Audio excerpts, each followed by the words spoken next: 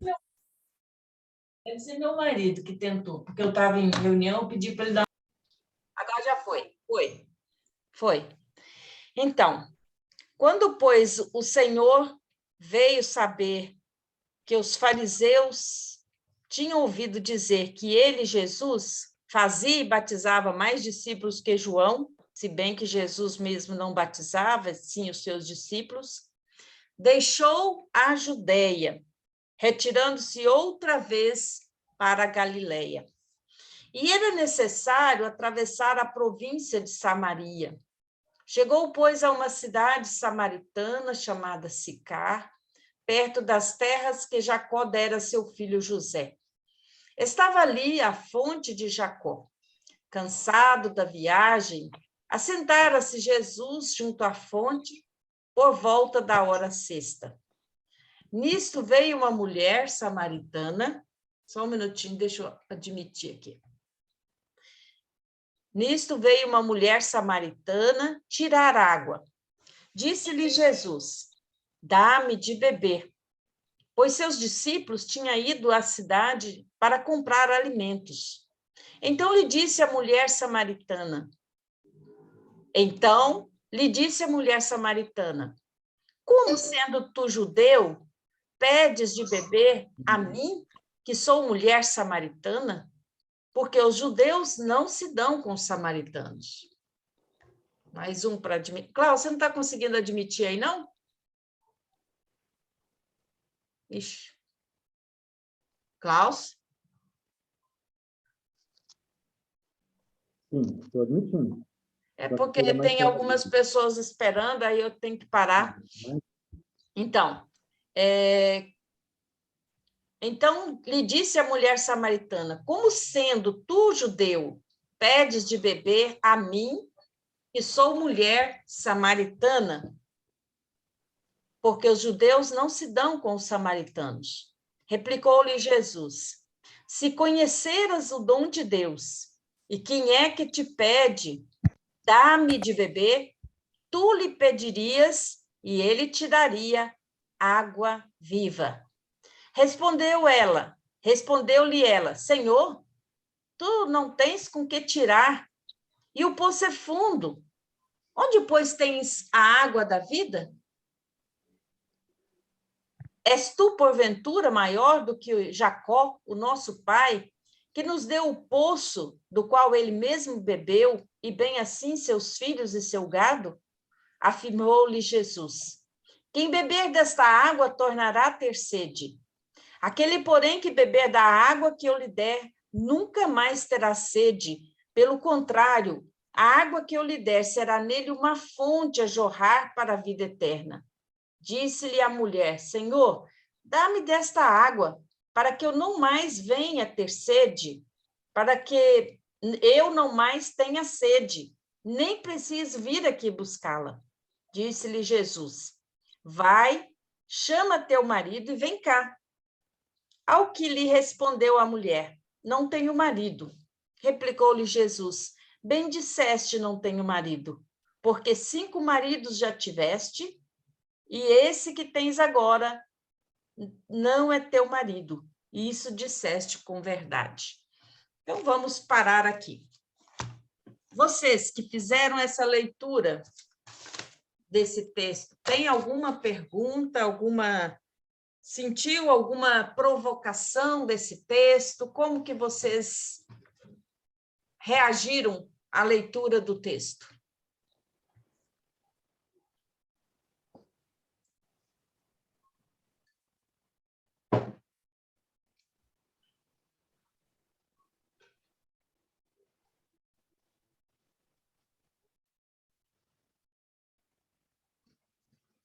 Bom, como ninguém está falando, eu vou, então, seguir, né, com a explicação, e aí, se alguém tiver alguma pergunta, então a gente vai deixar mais para o final, tá bom?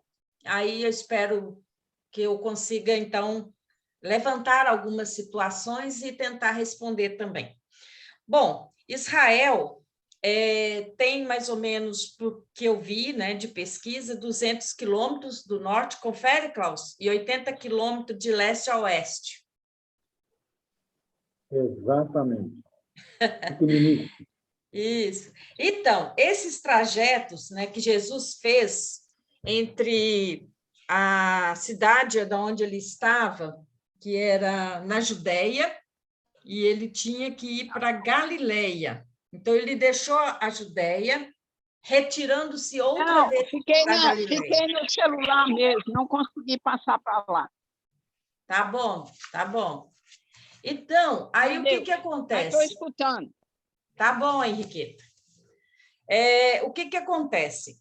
Para Jesus ir até a Galileia, era o trajeto mais ou menos de 100 quilômetros.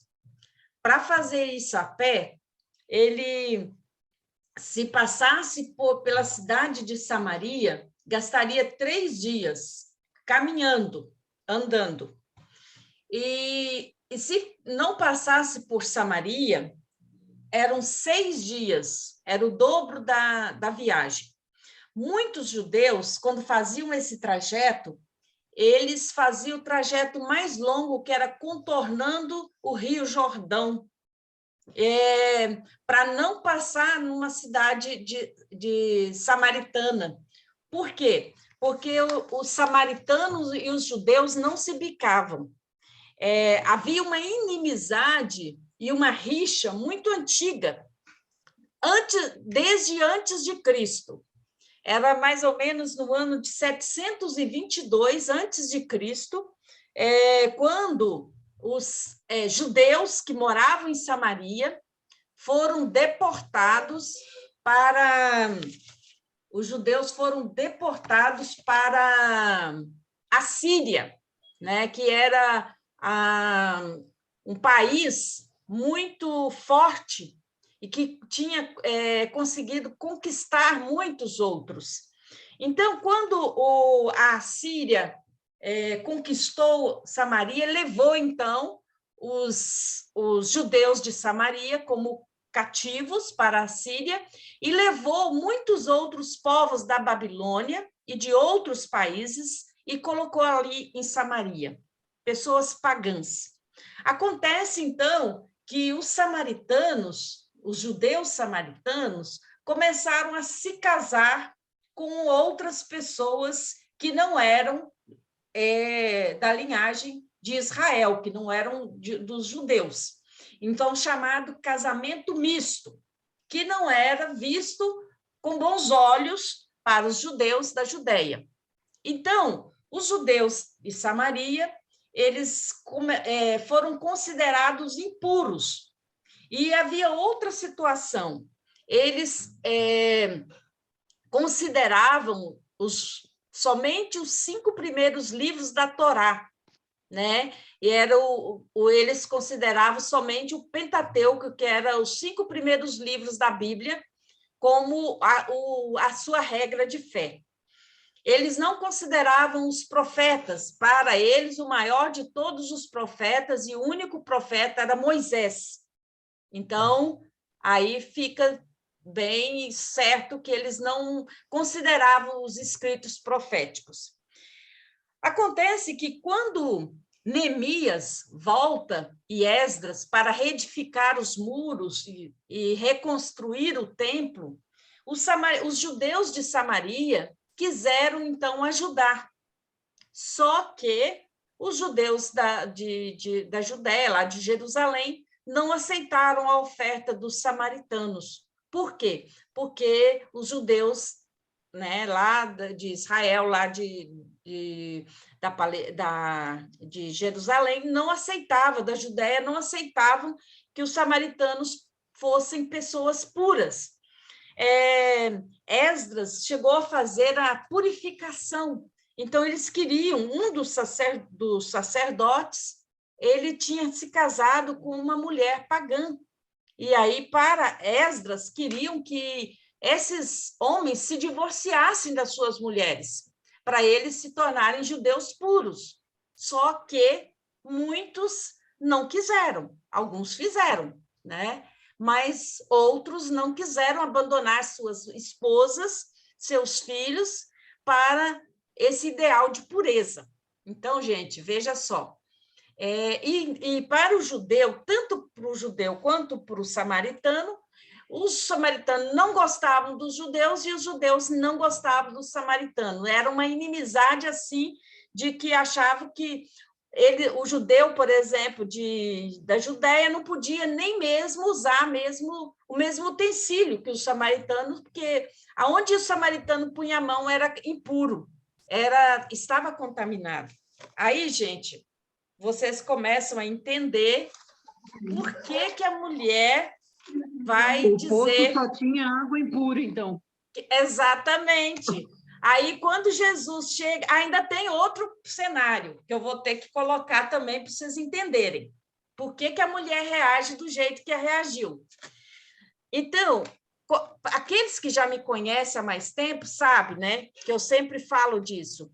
Na época, não era permitido um homem conversar em público com a mulher, né? Um homem se dirigir a uma mulher.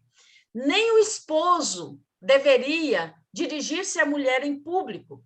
Então, a mulher, a palavra de uma mulher não era dita como confiável, ela não servia de testemunha no tribunal.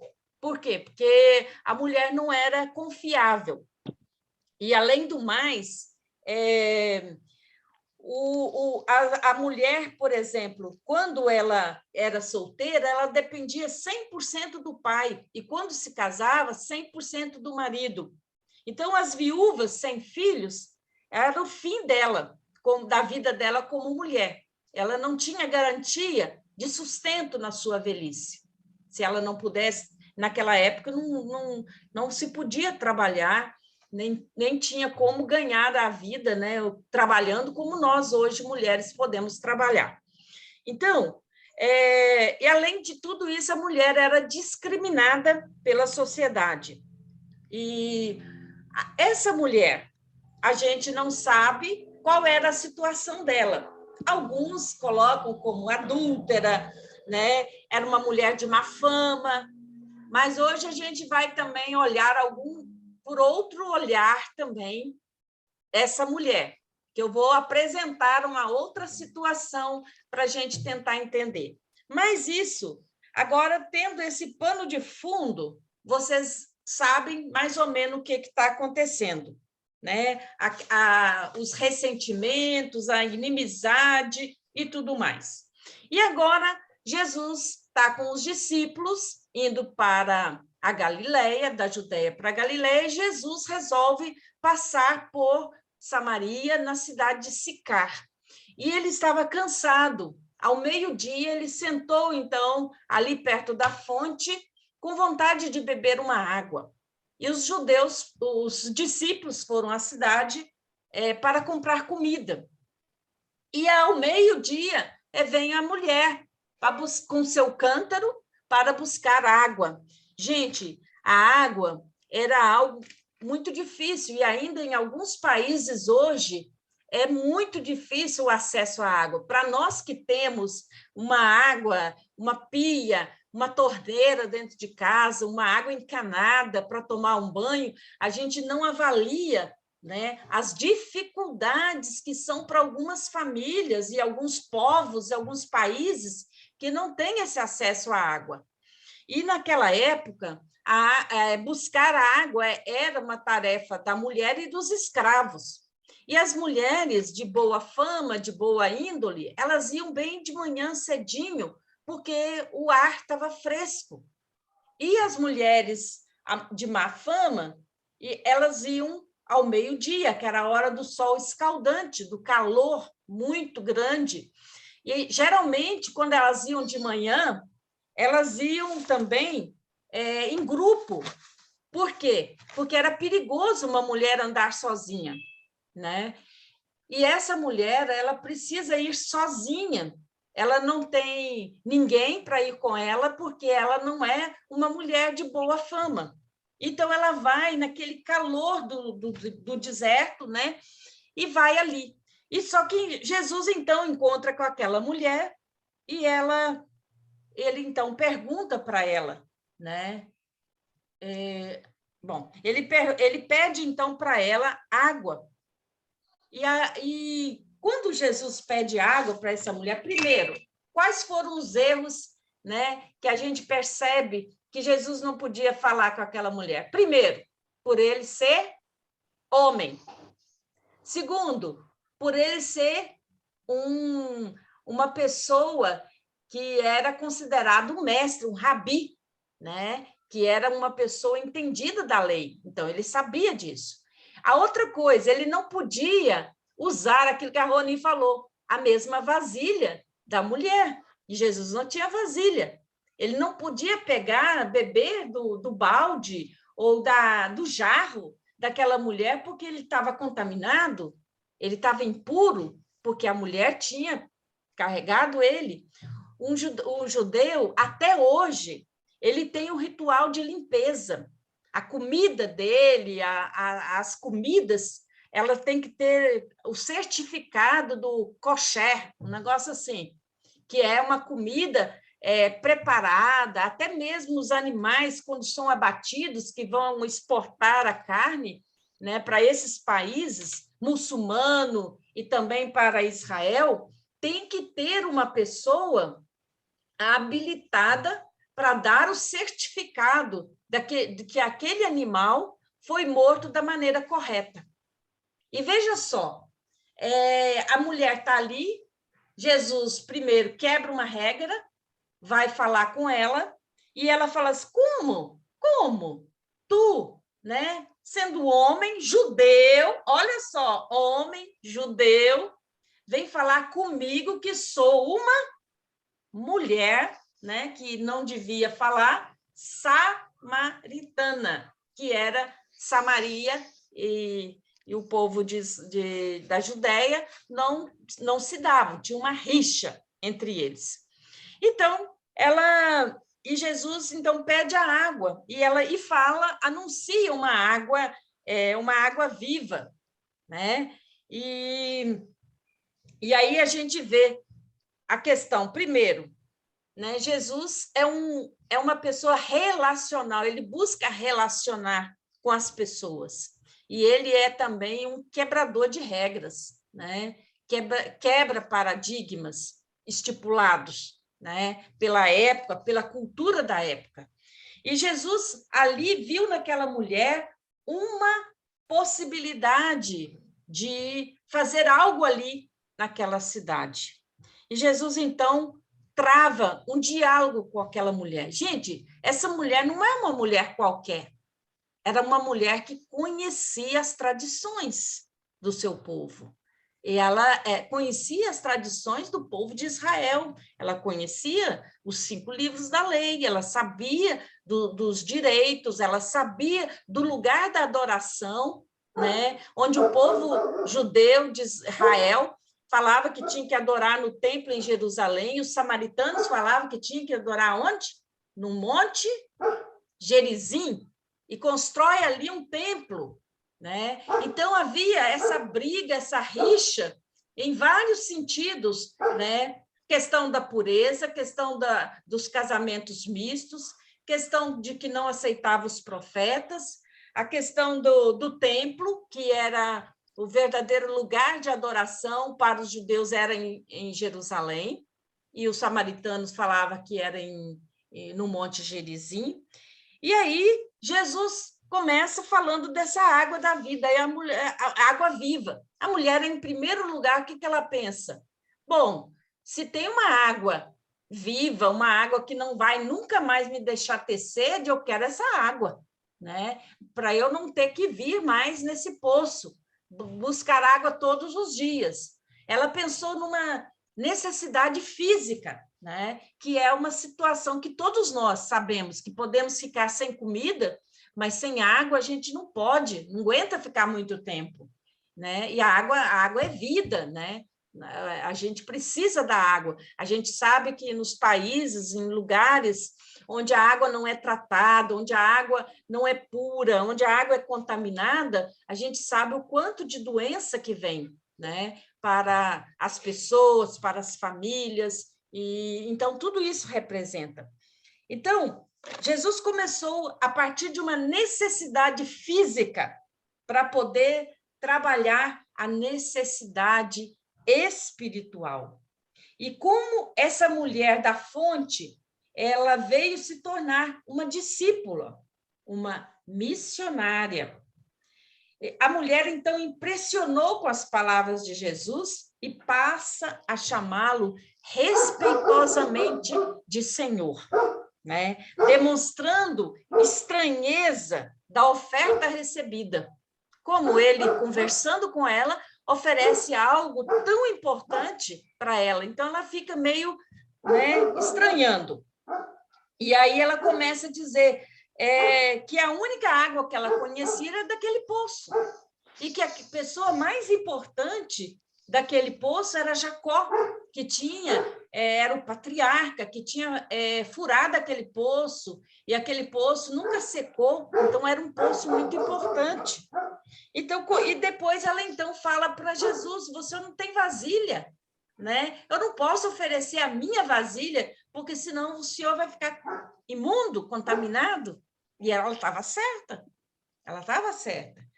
Então, e aí, dessa conversa, Jesus começa a falar de uma outra água. E Jesus fala: quem beber dessa água tornará a ter sede. Porém, aquele que beber da água que eu lhe der nunca mais terá sede para sempre.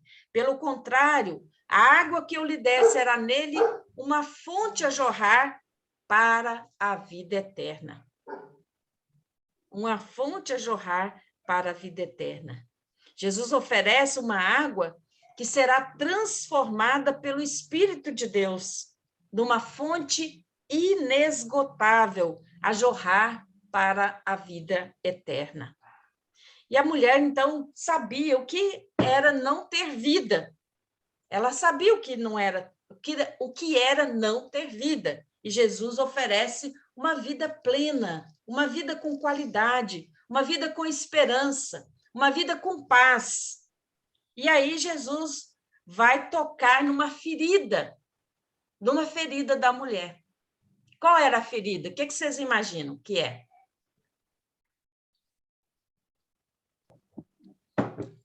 Qual é a ferida dessa mulher? Portanto, marido. Oi? A Regina está falando. Deixa eu ver a Regina primeiro. O que você falou, Regina? Eu não... Está desligado o microfone. Os maridos. Ah, sim, Regina. Eu ouvi pela boca, eu entendi o que você falou. Regina, você leu o texto. Muito bem, isso mesmo. A mulher, Jesus tocou na ferida da mulher, que Jesus falou: vai buscar teu marido, né? E ela responde para Jesus: eu não tenho marido. E Jesus falou: você falou muito bem, porque você já teve 5 e o que você tem agora não é seu. Então, o que vocês acham que essa mulher era? Viúva. Hã? Prostituta. Prostituta. E a Henriqueta falou que é viúva. Por que, Henriqueta? Por que você acha que ela era viúva? Mas porque ela tinha, foi um atrás do outro, não diz lá que ela trabalhava em algum lugar, algum bordel, alguma coisa assim. E você, Paulo, por que você acha que é prostituta? E não era considerado marido, era só um tipo de um amante. Ela mesma não considerava eles marido. Paulo, você também quer falar, Paulo? Fala. Eu ia falar que era amante dele, né? Não marido, não uma pessoa que era marido e mulher, né? Uhum. A vida dela tinha ele como um amante, não é mesmo? Uhum.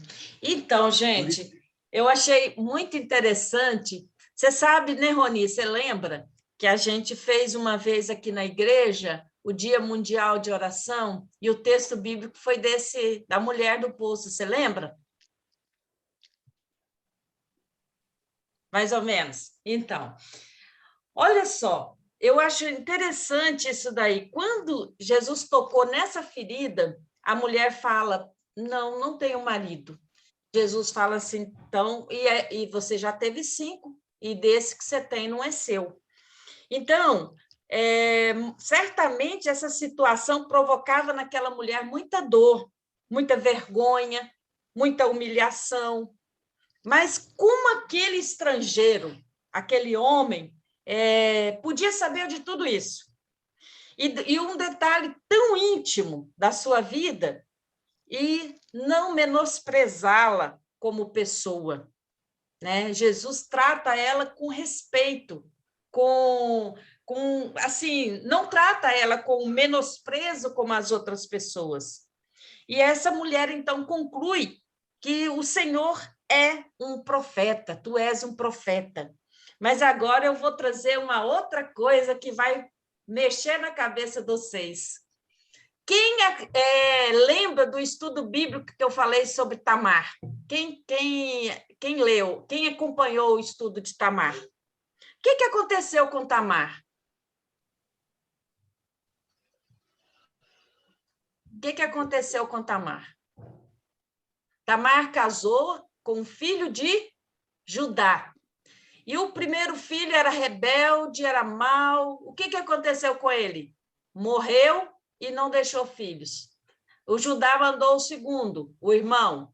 O irmão era rebelde, era desobediente a Deus, também não cumpriu com a sua função. Ele, toda vez que tinha relação com Tamar, ele despejava o sêmen na terra. Então, ela ficou sem filhos. O que a Tamar fez? Esperando o filho mais novo de Judá. Judá deu? Não. Aí ela viu que o tempo estava passando. O que ela fez? Se vestiu de prostituta e ficou no caminho quando Judá ia passar. E aí, o que aconteceu? Seduziu o Judá. E depois ele queria mandar apedrejar a Tamar porque ela tinha engravidado e não era do filho dele. E quando foi descobrir por aquilo que tinha ficado nas mãos dela como penhor, ele era o pai dos gêmeos que ela teve, e desses gêmeos vem a genealogia de Jesus, que é de Pérez. Lembram que eu falei sobre isso? Uhum. Então, gente, qual é a novidade desse texto? Essa mulher pode não ser prostituta, ela pode ser viúva, como a Henriqueta falou, né? Que talvez ela não era pecadora, mas ela era vítima do pecado de alguém, que também não cumpriu a sua função no sentido de dar a ela um herdeiro, um filho, porque a gente não sabe muito sobre isso, não há muita explicação sobre isso, sobre a vida dessa mulher, nem o nome dela tem. Mas há essa possibilidade no texto de que essa mulher podia ser vítima do pecado de uma família que talvez os irmãos ou os próprios parentes não quiseram dar a ela um herdeiro, um descendente, para que pudesse sustentá-la na sua velhice. Então, eu achei essa maneira de ler também são outro óculos que a gente pode pensar, e não simplesmente a gente pensar, bom, ela era adúltera, ela era isso, era aquilo. Porque, olha só, ela vai na cidade, e o que é interessante, ela deixa o cântaro na fonte e vai. E ela chega na cidade, ela consegue motivar, né, muitas pessoas para ir lá na fonte e dizer, olha, eu encontrei o Messias, eu encontrei um profeta que falou tudo da minha vida sem eu contar nada. Será que não é esse o Cristo? Veja só. Mas antes dela ir, gente, tem uma outra coisa que eu achei assim fantástico. Eu nunca tinha visto isso nesse texto. Eu já preguei nesse texto, eu já fiz estudo, mas foi a primeira vez que eu descobri algo novo também nesse texto. Quando ela fala, que ela pergunta para Jesus, disse-lhe Jesus, ela fala assim, eu sei, respondeu a mulher, que há de vir o Messias, chamado Cristo. Quando ele vier, nos anunciará todas as coisas. No versículo 26, disse-lhe Jesus: eu sou, eu o sou, eu que falo contigo. Gente, quem no Antigo Testamento se revela como eu sou? Quem?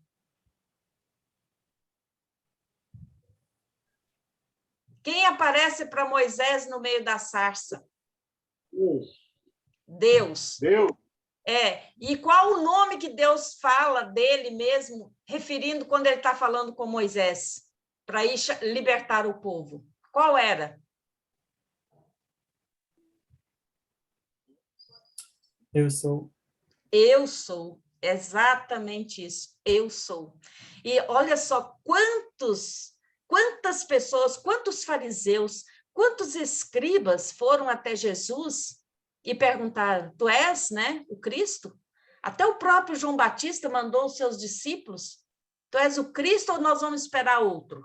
Né? Alguns falaram. E aí, Jesus poucas vezes revelou a alguém quem ele era, se ele era o Filho de Deus. Mas ele revela para essa mulher: eu sou. Ele usa o nome de Deus, dizendo: olha, eu estava na criação, né? Eu estava na criação junto com Deus, eu estive junto com o povo que saiu da escravidão do Egito. Eu sou, eu que falo contigo.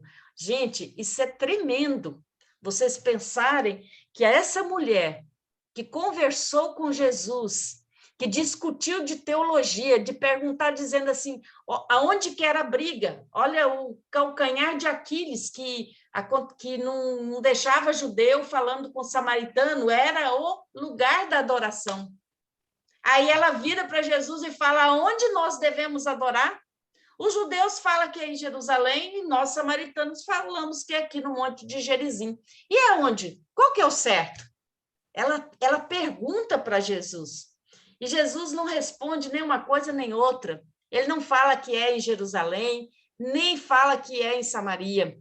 E Jesus fala, anuncia um novo momento. Qual é esse novo momento?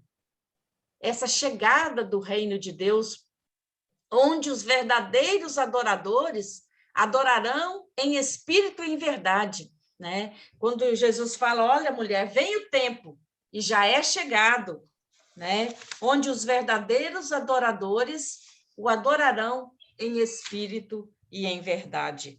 Olha só, Deus é espírito e importa que os seus adoradores o adorem em espírito e em verdade. Então, o verdadeiro lugar da adoração, que era a rixa entre judeus e samaritanos, Jesus está dizendo: olha, eu estou aqui para inaugurar um novo momento, que não é em Jerusalém, não é em Samaria, no Monte Gerizim, mas é em qualquer lugar que Deus está, né? E que Ele quer verdadeiros adoradores, que o adorem em espírito e em verdade.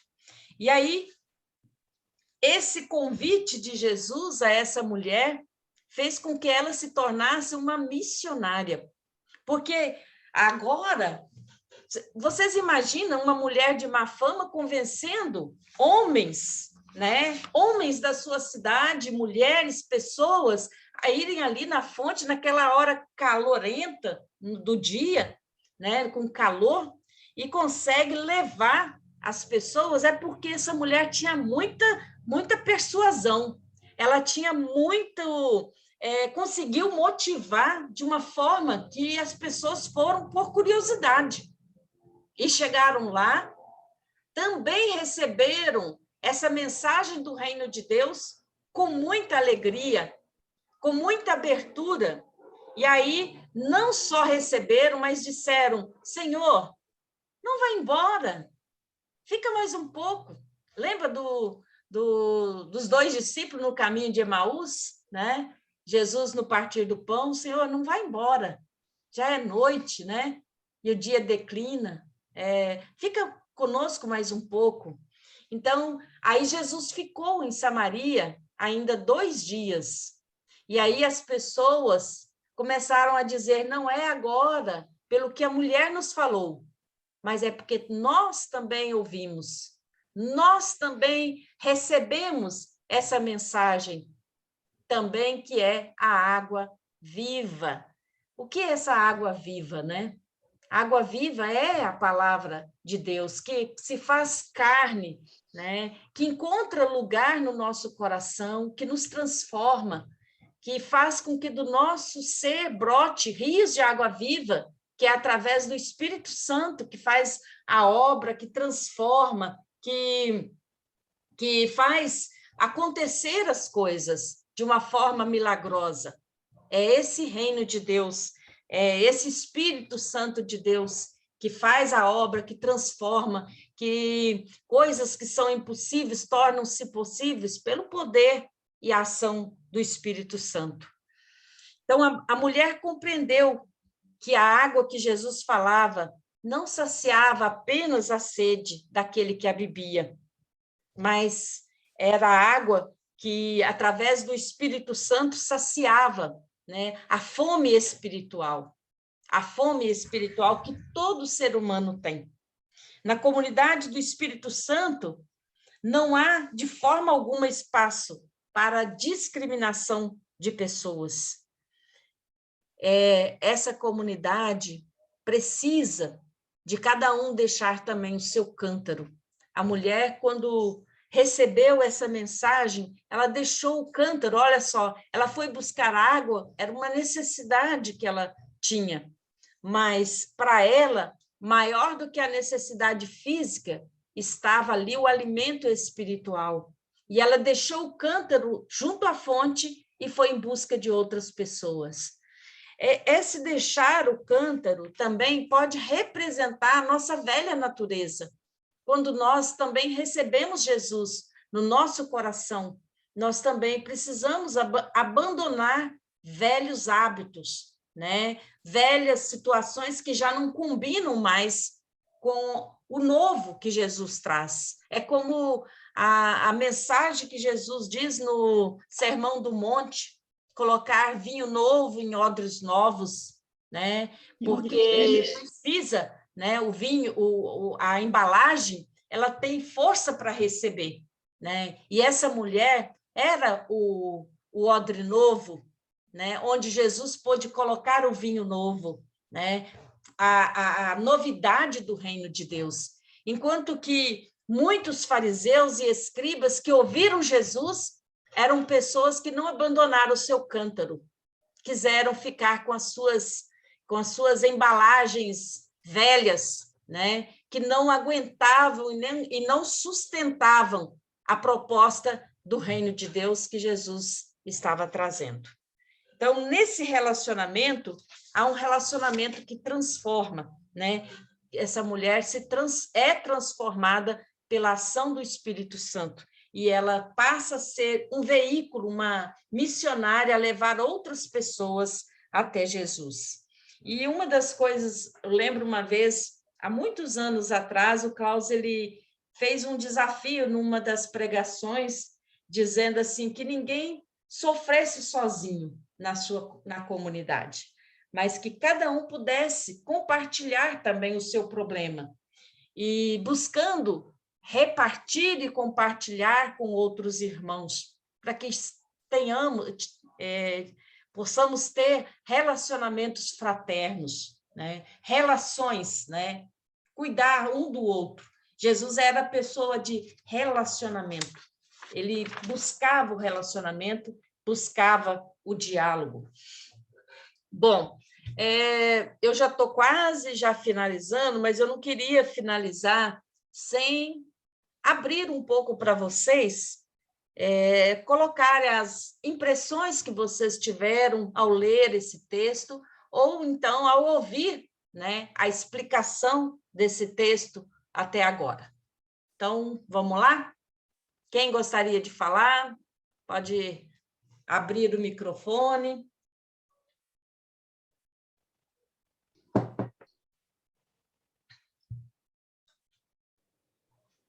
Pastora, eu achei muito interessante, porque a nossa cabeça é tão preconceituosa, né?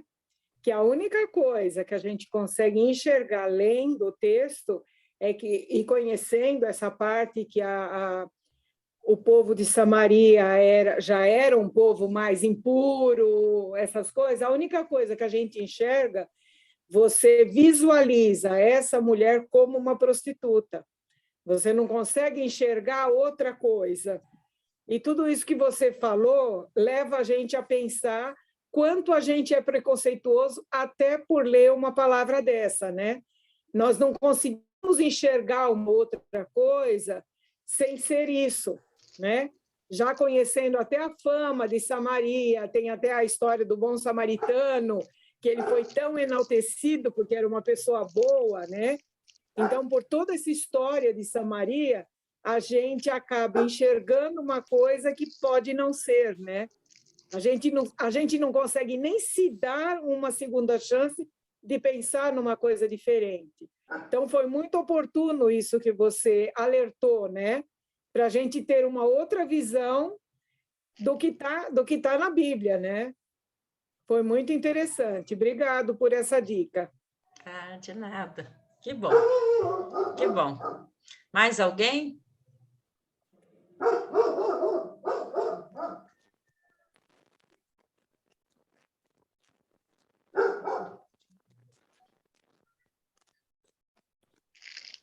Queria saber se Jesus, como ele era um ser humano, será que ele tomou a água lá do pote da moça que ela deixou lá? Eu acho que sim. Eu acho que sim. Eu acho que eu penso que sim, sabe, Lúcia? Porque se Jesus revela para essa mulher algo tão precioso, né? E que eu acho que ela tem uma audácia, essa mulher, olha, eu vou te contar, viu?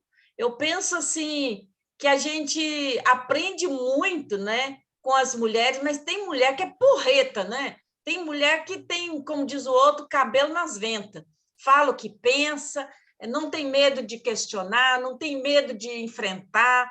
E eu, assim, eu admiro, sabe, mulheres fortes, assim, que têm coragem de falar as coisas que pensam, porque às vezes a gente acaba sendo pessoas tão que às vezes que engole tanto, né? E tem tanto medo de errar que a gente às vezes não fala nem quando está certo, porque a gente tem tanto medo de errar que a gente não fala.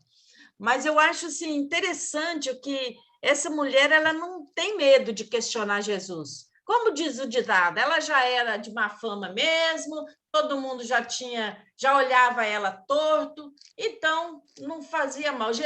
Mas Jesus toma a iniciativa.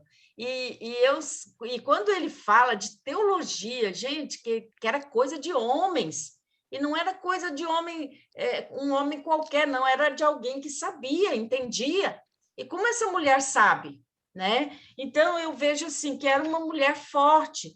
E a gente vê muitas mudanças que ocorrem, né, a partir das mulheres. E isso é muito importante a gente valorizar também. A gente valorizar a ação das mulheres. Noemi. Fala, Roni. Eu não conseguia ver essa mulher como prostituta, nem amante, nem viúva. Eu enxerguei ela como uma líder, porque ela tinha conhecimento, ela sabia, ela soube conversar com Jesus e cobrar, né? Ela conhecia, e ela voltou para falar com alguém, e ela trouxe alguém. Então, ela não era uma pessoa... Porque uma prostituta ia trazer quem? 1, 2, 3, um pouquinho. Porque ninguém quer ser visto com, né? Mas eu não sei, eu tive a impressão, lembrando de algumas coisas que a gente já falou sobre ela, eu a vi mais como uma líder, uma rebelde, como disse você agora. É verdade, ela tem um poder de liderança, né? Um poder de persuasão, né? Um poder de persuasão muito grande. Né? Uhum, uhum. Muito bom. Então, gente, eu vejo nas comunidades também, né? A gente percebe muito a força das mulheres, muito a forma de ver, né? Então, a gente precisa valorizar, né? Valorizar o novo que vem, que surgem a partir das mulheres, a partir da visão da mulher. E por isso eu acho tão importante ler textos bíblicos que falam sobre a mulher, resgatando a história dela e resgatando o valor que Jesus dava à mulher, né? Isso é muito importante, porque a gente vê de uma situação totalmente inesperada, discriminatória, Jesus consegue fazer dali um lugar frutífero, né? Ali, aquele poço foi um púlpito, né? Foi uma igreja onde Jesus pregou, né? Foi uma igreja onde Jesus pregou, e os primeiros ouvintes dele foram pessoas ali que samaritanos discriminados, eram pessoas discriminadas, eram pessoas que não podiam falar. Por isso, com certeza, eu acho, Lúcia, que ele bebeu da água, né? Porque Jesus tocava nas pessoas, mesmo nos doentes, que não era para tocar, para não se contaminar, né? E Jesus toca. Então, eu com certeza ele bebeu daquela água, ele não ia pedir, ficar só olhando, não vou tomar porque esse jarro aí está contaminado, né? Então a gente precisa às vezes romper barreiras também.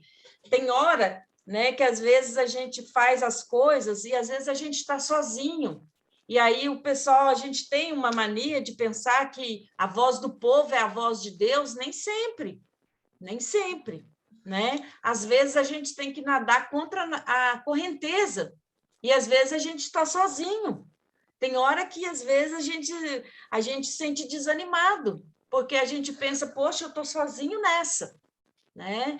Mas a gente precisa buscar mesmo em Deus a força e também crer, né? De que mesmo quando somos minorias, não significa que aquilo que nós acreditamos está errado, né? Mas às vezes aquela minoria Deus quer transformar também para que outras pessoas venham também conhecer a verdade.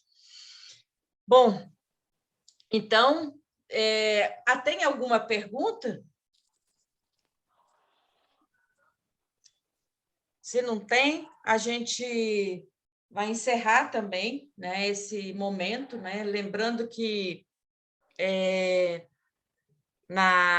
essa água, né, oferecida por Jesus, né, a água viva, ofertada, ela é multiplicada, né? E a matemática do reino de Deus a gente dá e multiplica, né? Então, não divide, mas multiplica, né? Isso é muito importante.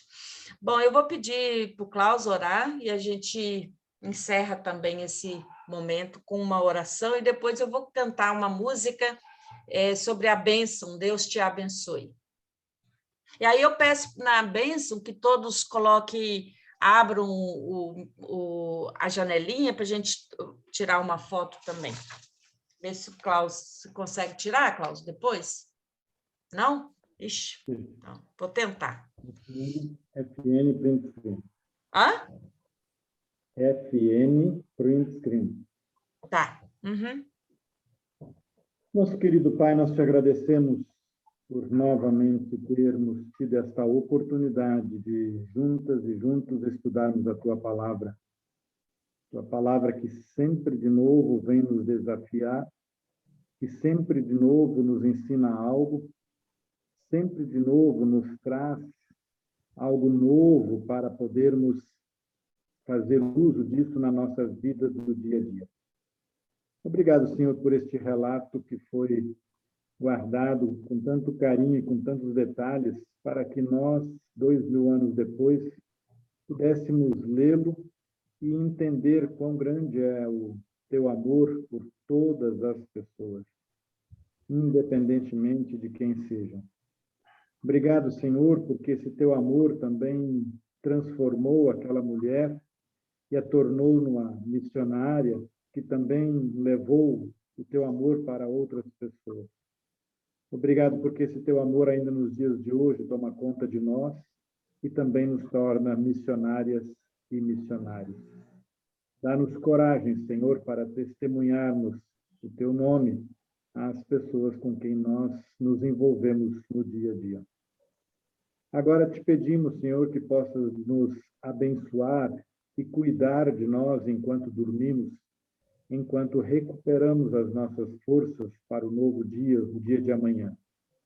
E se assim for da tua vontade, possamos abrir os olhos, ver novamente a luz do dia e fazer tudo aquilo que devemos fazer, sempre orientados e protegidos por ti.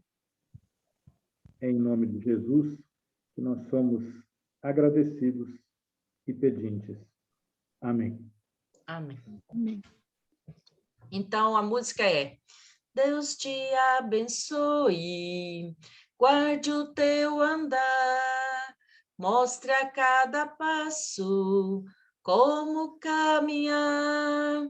Quando vier a noite, não puderes ver, seja Deus a luz para te guiar. Que Deus abençoe a todos nós e tenhamos ainda um resto de semana abençoado por Ele e que Ele possa estar nos guiando. Deixa eu tentar agora fazer. Henriqueta, você consegue sair mais a janelinha, mais a Josi? Não, porque eu estou ouvindo vocês pelo celular, eu não consegui abrir tá. o Tudo coisa. bem, não tem problema Tá? não. Tem problema não. Então, vamos lá. Deixa eu ver se eu consigo compartilhar. Ai, meu Deus. Cadê aqui? Ctrl V. Ah, já foi. Foi lá. Agora, deixa eu desligar o gravador.